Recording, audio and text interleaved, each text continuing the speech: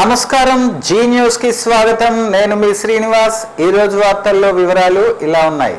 ఖరీఫ్ సీజన్లో రైతులకు ఎలాంటి ఎరువుల కొరత రాకుండా కూటమి ప్రభుత్వం చర్యలు చేపట్టిందని రాష్ట్ర వ్యవసాయ శాఖ మంత్రి కింజరాపు అచ్చెన్నాయుడు తెలిపారు. ఏపీఏఐఎంఎస్ 2.0 డిజిటల్ విధానం ద్వారా రైతుల భూ వివరాలు, పంట సాగు విస్తీర్ణం ఆధారంగా అర్హత మేరకు ఎరువులు పారదర్శకంగా పంపిణీ చేస్తున్నామని చెప్పారు. ఆన్లైన్లో నమోదు కాని రైతులకు కూడా ప్రత్యేకంగా నమోదు చేసి ఎరువులు అందించే ఏర్పాట్లు చేసినట్లు వెల్లడించారు. శ్రీకాకుళం జిల్లాకు ఖరీఫ్ కు అవసరమైన 7,707 మెట్రిక్ టన్నుల యూరియాలో ఇప్పటికే 20,966 మెట్రిక్ టన్నులు చేరాయని, ఇప్పటి వరకు 8,041 మెట్రిక్ టన్నులు రైతులకు పంపిణీ చేశామని తెలిపారు. రైతు సేవా కేంద్రాల్లో 5,105 మెట్రిక్ టన్నుల నిల్వలు అందుబాటులో ఉన్నాయని, త్వరలో మరో 12,925 మెట్రిక్ టన్నుల యూరియా జిల్లాకు చేరుతుందని చెప్పారు. రాష్ట్ర వ్యాప్తంగా ఎరువుల కొరత లేకుండా అధికారులతో నిరంతరం సమీక్షలు నిర్వహిస్తున్నామని, డిజిటల్ విధానం వల్ల బ్లాక్ మార్కెట్ అక్రమ మళ్లింపులకు అడ్డుకట్ట పడుతుందని మంత్రి అచ్చెన్నాయుడు పేర్కొన్నారు. రైతులు ఎలాంటి ఆందోళన చెందకుండా ప్రభుత్వ సేవలను వినియోగించుకోవాలని కోరారు. వైఎస్ఆర్ కాంగ్రెస్ పార్టీ కార్యకర్తలను పార్టీ నాయకత్వంతో నేరుగా అనుసంధానం చేసే లక్ష్యంతో రూపొందించిన జగన్ 2.0 సూపర్ యాప్ జిల్లా స్థాయి ప్రచార కార్యక్రమాన్ని శుక్రవారం శ్రీకాకుళంలో ప్రారంభించారు. శ్రీకాకుళం నగరంలోని 7 బిర్యానీస్ హోటల్లో జరిగిన కార్యక్రమంలో వైఎస్ఆర్సీపీ జిల్లా అధ్యక్షుడు, మాజీ ఉప ముఖ్యమంత్రి ధర్మాన కృష్ణదాస్ యాప్ పోస్టర్ ను ఆవిష్కరించారు. ఈ సందర్భంగా ఆయన మాట్లాడుతూ, క్షేత్రస్థాయి కార్యకర్త నుంచి రాష్ట్ర నాయకత్వం వరకు అందరినీ ఒకే వేదికపైకి తీసుకురావటంలో ఈ యాప్ ఉపయోగపడుతుందని తెలిపారు. అలాగే పార్టీ కార్యకర్తలు సమాచార మార్పిడి, ఫిర్యాదులు నమోదు చేసుకునేందుకు ఈ యాప్ దోహదపడుతుందని చెప్పారు. జిల్లా వ్యాప్తంగా పార్టీ నాయకులు, కార్యకర్తలు యాప్ను డౌన్లోడ్ చేసి వినియోగించాలని పిలుపునిచ్చారు. కార్యక్రమంలో చింతాడ రవికుమార్, ధర్మాన రామ్ మనోహర్ నాయుడు తదితరులు పాల్గొన్నారు. ఈవేళ ప్రజల ద్వారా, మన కార్యకర్తల ద్వారా, నాయకుల ద్వారానే పాలన రేపు భవిష్యత్తులో అందించాలన్న ముఖ్య ఉద్దేశంతో ఆయన ఈవేళ ఇటువంటి యాప్ను ప్రారంభించడం జరుగుతుంది. ప్రతి ఒక్క విషయం కూడా కార్యకర్తల ద్వారా నాయకులకి మరి అనుసంధానం చేసి మరి ప్రతి విషయం తెలియజేసే విధంగా చేసే కార్యక్రమం ఇది. ఈ యాప్ చాలా ప్రయోజనకరమైనది కనుక దీని ద్వారా ఈ సేవలు మరి కార్యకర్తలకి, నాయకులకి అందించాలని సదుద్దేశంతో మన ప్రీతమ నాయకులు జగన్మోహన్ రెడ్డి గారు ఈ కార్యక్రమం ప్రారంభించడం జరిగింది. మరి పార్టీలో ఉన్న చిన్న కార్యకర్తల మొదలు పార్టీలో ఉన్న కేంద్ర కార్యాలయాలు ఉన్న నియోజకవర్గ పార్టీ సీనియర్ల వరకు, పార్టీ నాయకుల వరకు ప్రతి నాయకుడితో కూడా ప్రతి కార్యకర్త అనుసంధానం అయ్యే ప్రధాన ఉద్దేశం ఇది. మరి దీని ద్వారా చాలా ప్రయోజనం జరుగుతుంది పార్టీ కార్యకర్తలకు అని చెప్పి భావిస్తున్నాం.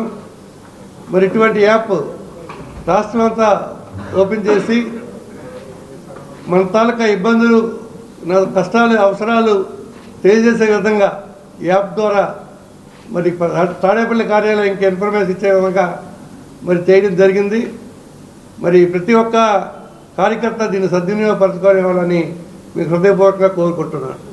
దివ్యాంగుల సమస్యల పరిష్కారంలో జాప్యం జరగరాదని జిల్లా కలెక్టర్ స్వప్నిల్ దినకర్ పున్కర్ అధికారులను ఆదేశించారు.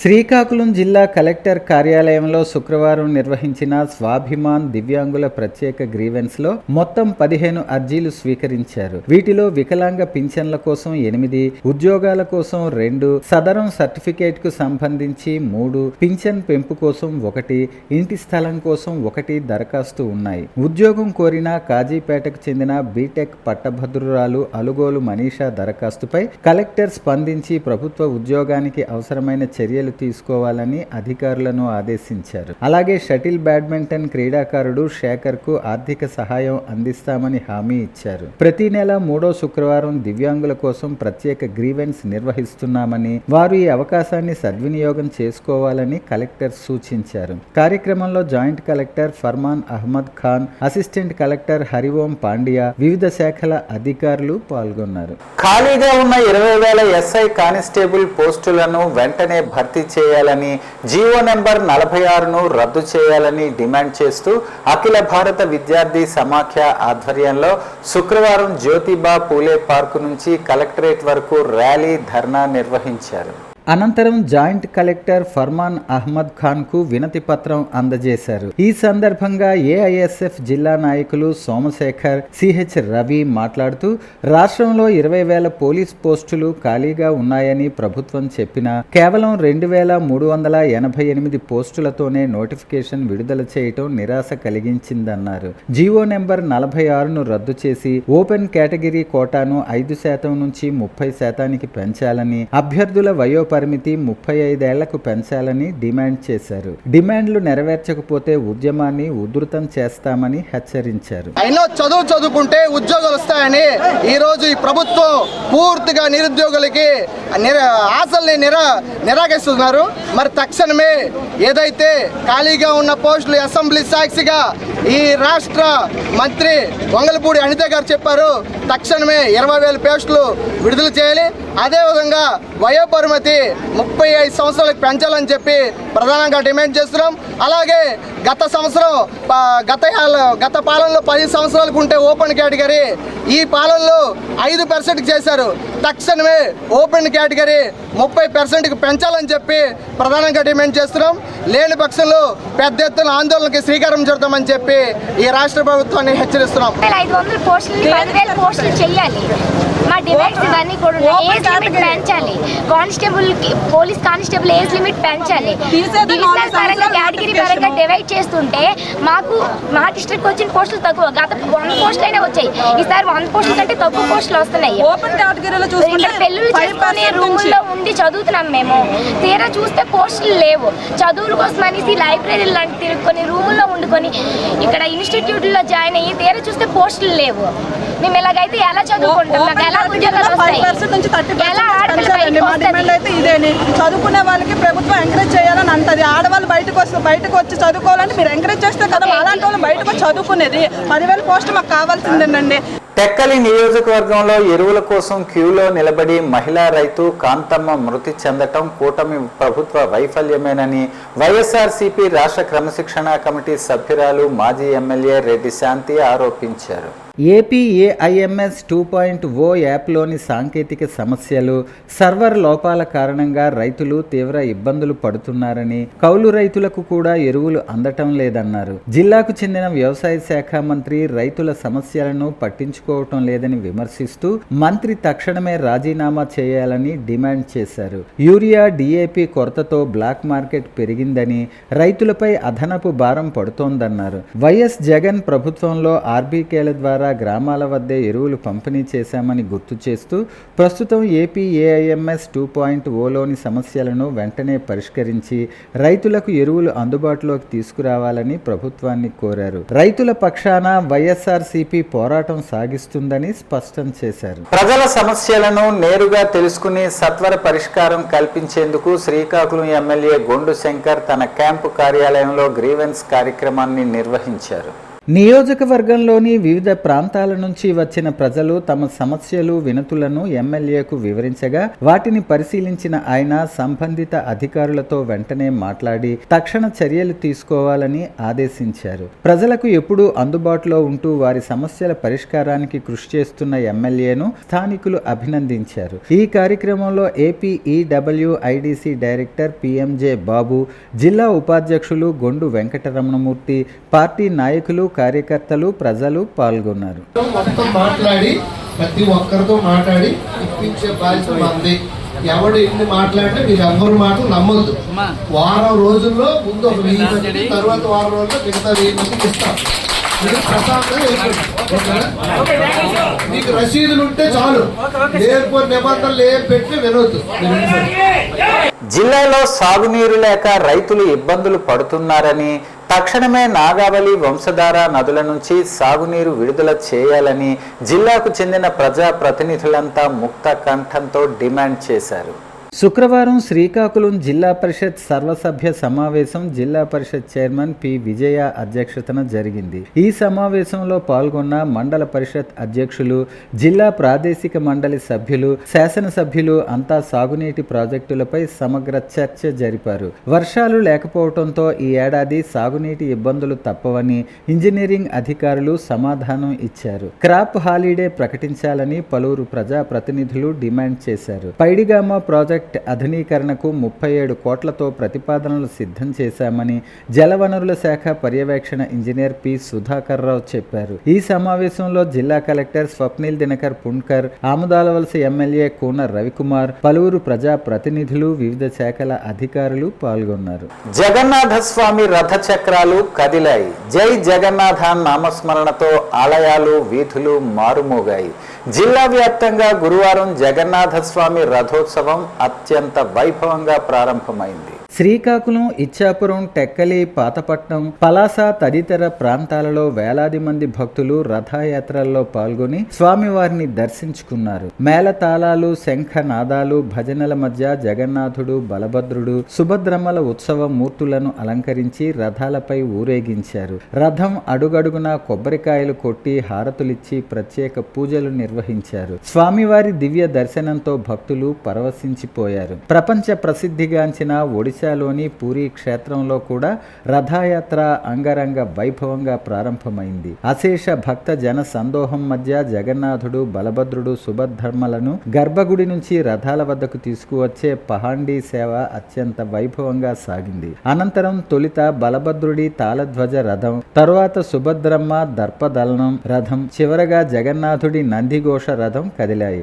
ఆలయ ప్రాంగణం అంతా జై జగన్నాథ నినాదాలతో మారుమ్రోగింది. పూరీ రథయాత్రను తిలకించేందుకు శ్రీకాకుళం జిల్లా నుంచి కూడా వేలాది మంది భక్తులు తరలివెళ్లి స్వామివారి కృపకు పాత్రులయ్యారు. జిల్లాలో నిర్వహిస్తున్న రథోత్సవాలు 9 రోజుల పాటు కొనసాగనున్నాయి. ఈ సందర్భంగా ప్రతిరోజు స్వామివారు వివిధ అవతారాల్లో భక్తులకు దర్శనం ఇవ్వనున్నారు. ప్రత్యేక పూజలు, వేద పారాయణాలు, అన్నదాన కార్యక్రమాలు, సాంస్కృతిక కార్యక్రమాలతో ఆలయాలు ఆధ్యాత్మిక శోభను సంతరించుకున్నాయి. అయితే పూరీలో తెల్లవారుజామున 4 గంటల నుంచే గర్భగుడిలో నిర్వహించిన ప్రత్యేక సేవలు, సంప్రదాయ క్రతువులు ఆలస్యంగా ముగియటంతో ఉదయం 9 గంటలకు ప్రారంభం కావాల్సిన రథయాత్ర సాయంత్రం సుమారు 4 గంటల 30 నిమిషాలకు ప్రారంభమైంది. అయినప్పటికీ భక్తుల ఉత్సాహం ఏమాత్రం తగ్గకపోవడంతో రథయాత్ర భక్తి శ్రద్ధల నడుమ ఘనంగా సాగింది.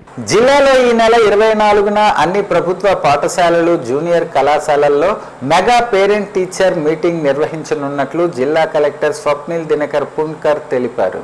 ప్రతి విద్యార్థి తండ్రి తప్పనిసరిగా సమావేశానికి హాజరై పిల్లల విద్యా ప్రగతిపై ఉపాధ్యాయులతో చర్చించాలని కోరారు. సమావేశంలో హోలిస్టిక్ ప్రోగ్రెస్ కార్డు అందజేయటంతో పాటు మధ్యాహ్న భోజన నాణ్యతను తల్లిదండ్రులకు చూపించనున్నారు. అలాగే విద్యార్థుల హాజరు, పాఠశాల వివరాల కోసం లీప్ యాప్ను డౌన్లోడ్ చేసుకోవాలని సూచించారు. పాఠశాలల అభివృద్ధికి దాతల భాగస్వామ్యాన్ని ప్రోత్సహించే డోనర్ యాప్ను కూడా అదే రోజు ప్రారంభించనున్నట్లు వెల్లడించారు. మెగా పేరెంట్ టీచర్ మీటింగ్ వచ్చే 24 తేదీన మనం పెట్టినాం. ఇది అన్ని గవర్నమెంట్ స్కూల్స్, అన్ని గవర్నమెంట్ ఇంటర్మీడియట్ అంటే జూనియర్ కాలేజెస్ కి కూడా మనం అదే రోజు మనం పెట్టినాం.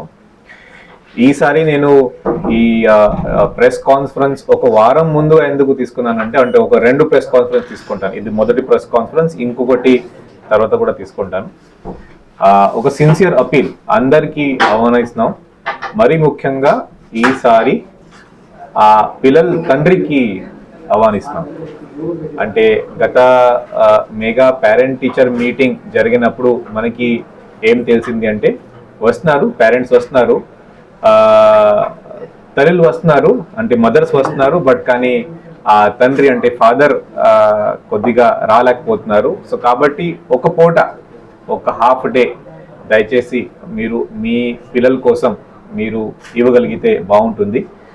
అదే రోజు మీ పిల్లలు ఎలా ఉన్నారు, మీ పిల్లవాడు ఏం చదువుతున్నారు, సరిగా తింటున్నారా లేదా, అదే మీరు మీ పిల్లవాడితో పాటు అక్కడ ఉన్న స్కూల్ టీచర్ అలాగే హెడ్ మాస్టర్తో కూడా మీరు డిస్కస్ చేయొచ్చు. సీనియర్ గాయకులు శ్రీ గాయత్రి స్వరాంజలి వ్యవస్థాపకులు శ్రీ కేఎల్ఎన్ మూర్తి ఆధ్వర్యంలో సినీ నేపథ్య గాయకుడు విశ్వంరాజు రామకృష్ణదాస్ వర్ధంతి సందర్భంగా స్థానిక గాయత్రి నిలయంలో వారికి దివంగత గాయని ఎస్ జానకి గారులకు ఘనంగా నివాళులర్పించారు. ముందుగా శ్రీకాకుళం రంగస్థల కళాకారుల సమాఖ్య అధ్యక్షులు లోకనాథం రామలింగస్వామి, అంతర్జాతీయ మిమిక్రీ కళాకారులు ఎల్ నందికేశ్వరరావు, గాయత్రి స్వరాంజలి వ్యవస్థాపకులు కేఎల్ఎన్ మూర్తి, రామచంద్ర దేవులు, రామకృష్ణ ఎస్ జానకీల చిత్రపటాలకు పూలమాలలు వేసి ఘనంగా నివాళులర్పించారు. అనంతరం శ్రీకాకుళానికి చెందిన పలువురు గాయకులు రామకృష్ణ ఎస్ జానకి పాటలను పాడి వారికి స్వర నివాళులర్పించారు. కార్యక్రమంలో ప్రముఖ గాయకులు Bharati Ramesh, Simhadri Srinivas, Chaudhary Ramesh, LIC Srinivas, Srikakulam bar association అధ్యక్షులు కోన రాజారావు, శిల్పి దివిలి హేమచంద్ర, శ్రీ షిరిడి సాయి సంగీత విద్యాలయం వ్యవస్థాపకులు Mallemoggala Lakshmi, Margadarsi Srinivas, BSNL Srinivas, Subrahmanyam, Ramachandramurthy, Mallemoggala Raju, I Ramanarao, Chiranjeevi Joshitha, KLV Ramanamurthy, advocate Balamurali, ASI Jagilanki Srinivas, Kancherana Apparao, Kalyanam Rammohan, Baburao master పాల్గొని రామకృష్ణదాస్, జానకి మరియు ఘంటసాల గారి పాటలను ఆలపించారు. ఈ సందర్భంగా వక్తలు మాట్లాడుతూ దివంగత గాయకుల జయంతి వర్ధంతి కార్యక్రమాలు గాయత్రి నిలయంలో జరపటం అభినందించదగ్గ విషయమని కొనియాడారు. ఇవి రామకృష్ణదాస్ గారి వర్ధంతి సందర్భంలో మనం ఏర్పాటు చేసుకున్న ఈ కార్యక్రమానికి చేసిన కళాకారులందరికీ ఆహ్వానపడుతూ ఈ కార్యక్రమం ఆశాంతం మీరందరూ తిలకించి మీ గాత్రాలు రామకృష్ణ గారు పాటలు మీరు వినిపించాలని కోరుకుంటూ పాట విభాగంలో వీళ్ళు కొత్త వరాలు సృష్టించి వెళ్ళారు. వాళ్ళిద్దరితో నా పరిచయం ఒక్క నిమిషం. రామకృష్ణదాస్ గారు నేను కలిసి ప్రోగ్రామ్స్ చేశాను. అలాగే జానకమ్మ గారు నేను ప్రోగ్రామ్ చేస్తుంటే విని పిలిచి ఓ మాట చెప్పారు. నువ్వు ఎవరు నాకు తెలియదు కానీ మా మామగారు కూడా మిమిక్రీ ఆర్టిస్ట్ అని చెప్పారు. ఆయన మామగారు పేరు చంద్రశేఖర్ గారు. జిల్లాలో యూరియా కొరత లేదని జిల్లా కలెక్టర్ స్వప్నిల్ దినకర్ పుణ్కర్ స్పష్టం చేశారు. శుక్రవారం శ్రీకాకుళం నగరం జడ్పీ సమావేశ మందిరంలో పత్రికా సమావేశం నిర్వహించారు. ఈ సందర్భంగా ఆయన మాట్లాడుతూ 535 రైతు భరోసా కేంద్రాల్లో ఇప్పటికే 400కు పైగా కేంద్రాలకు యూరియా సరఫరా చేసినట్లు తెలిపారు. కౌలుదారులు, చిన్న రైతులు, వెబ్లాండ్లో నమోదు కాని భూముల్లో సాగు చేస్తున్న రైతులకు కూడా ప్రత్యేక విధానంలో యూరియా అందిస్తున్నట్లు చెప్పారు. 50 సెంట్ల లోపు భూమి ఉన్న రైతులకు కిలోల లెక్కన ఎరువులు అందించేందుకు తూనికా యంత్రాలు ఏర్పాటు చేస్తున్నట్లు వివరించారు. ప్రైవేట్ డీలర్లు ప్రభుత్వం నిర్ణయించిన 265 ధరకే యూరియా విక్రయించాలని, అదనపు ధరలు వసూలు చేసినా లేదా ఇతర ఉత్పత్తులతో బలవంతంగా లింక్ చేసినా కఠిన చర్యలు తీసుకుంటామని హెచ్చరించారు. రైతుల ఫిర్యాదు కోసం ఎరువుల దుకాణాల వద్ద వ్యవసాయ శాఖ అధికారుల ఫోన్ నెంబర్లు ప్రదర్శించనున్నట్లు తెలిపారు. నేనే చెప్పాను పని చేయనివ్వని లేదు, బట్ కానీ ఇప్పుడు చేయమని చెప్తున్నాను. బికాస్ మన ఫస్ట్ మోటో వాజ్ అక్కడ నీళ్ళు కొంచెం ఉంచుకోవాలి, భూగర్భ జలం కొద్దిగా పెరగాలి, అప్పుడు మనం ఫార్మర్స్ కి మనం ఇస్తాం. సో ఇప్పుడు ఆ వర్క్ కూడా మనం స్టార్ట్ చేసాము. త్వరితగతినే అది కూడా మనం చేస్తాం. మన డిఎంఎఫ్ నుంచి కానీ లేకపోతే క్యాడా ఫండ్స్ అంటే ఓఎన్ఎం గ్రాంట్స్ అంటాం, దీని నుంచి కూడా మన దగ్గర చాలా నిధులు వచ్చింది. ఇది కాకుండా ఒక స్పెషల్ గ్రాంట్ కింద 9 crores ఎల్ఎంసి పైన కూడా మనకి ఆర్డర్ వచ్చింది. దీనికి కూడా ఏఎస్ఐ అంటే టెండర్స్ పిలిచిన తర్వాత అక్కడ కూడా మనం పని స్టార్ట్ చేస్తాం. శ్రీకాకుళం జిల్లాలో మెయిన్గా అగ్రికల్చర్ జిల్లా ఉంది కాబట్టి ఇలాంటి మనం ఈ ఫోకస్ పెట్టుకొని ఇరిగేషన్ వర్క్స్ కానీ అలాంటి అగ్రికల్చర్ డిపార్ట్మెంట్ నుంచి కూడా కొన్ని మనం ప్రోగ్రామ్స్ మనం స్టార్ట్ చేసాము. మీడియా మిత్రుల తరఫున అందరికీ నేను ఈ ఇరిగేషన్ వాటర్ ఇంక్రీజ్ కోసం అందరికీ నేను థ్యాంక్స్ కూడా చెప్తాను. Thank you sir. జీ రామ్జీ ఒకటే రేస్ కట్టారా అంటే వర్షాలు కూడా అంత లేవు కదా గ్రౌండ్ వాటర్ కలగడానికి? అదే ఒకటి. సో ఏమైంది అంటే మనం ఈసారి లాస్ట్ టైం వరకు ఏమైంది అంటే ఆ వాటర్ ఎక్కడొక్కడ పడి ఫైనల్ గా నదికి వెళ్ళి సముద్రం వెళ్ళింది. ఈసారి మనం వాటర్ ఎక్కడ పడితే అక్కడ క్యాచ్ చేసాం. జిల్లా పరిషత్ సర్వసభ్య సమావేశంలో రాజకీయ విమర్శలు, ప్రతి విమర్శలతో తీవ్ర గందరగోళం నెలకొంది. టెక్కలి జెడ్పీటీసీ దువ్వాడ వాణి మాట్లాడుతూ టెక్కలి నియోజకవర్గంలో మృతి చెందిన విద్యార్థిని మహిళా రైతు కుటుంబాలను ప్రభుత్వం పట్టించుకోలేదని, పలాస రోడ్డు ప్రమాద బాధిత కుటుంబానికి అందించిన తరహాలో వీరికి కూడా ఆర్థిక సాయం చేయాలని డిమాండ్ చేశారు. దీనిపై ఆముదాలవలస ఎమ్మెల్యే కోన రవికుమార్ స్పందిస్తూ మంత్రి అచ్చెన్నాయుడిని ఏకవచనంతో సంబోధించడం సరికాదని అభ్యంతరం వ్యక్తం చేశారు. దీంతో వైఎస్ఆర్సీపీ జెడ్పీటీసీ సభ్యులు కూడా రవికుమార్ వద్దకు చేరుకుని ప్రభుత్వ వైఖరిపై ప్రశ్నించడంతో సభలో ఉద్రిక్త పరిస్థితులు నెలకొన్నాయి. ఈ సందర్భంగా శ్రీకాకుళం ఎమ్మెల్యే గొండు శంకర్ జోక్యం చేసుకుని సభ్యులు తమ స్థానాల్లో కూర్చోవాలని, సభలో రౌడీజం చేయవద్దని వ్యాఖ్యానించారు. పరిస్థితి అదుపులోకి రాకపోవడంతో జడ్పీ చైర్పర్సన్ పిరియా విజయ సమావేశాన్ని అర్ధాంతరంగా వాయిదా వేశారు. అంతకుముందు సాగునీరు, జల వనరులు, వ్యవసాయ శాఖలపై చర్చ జరిగింది.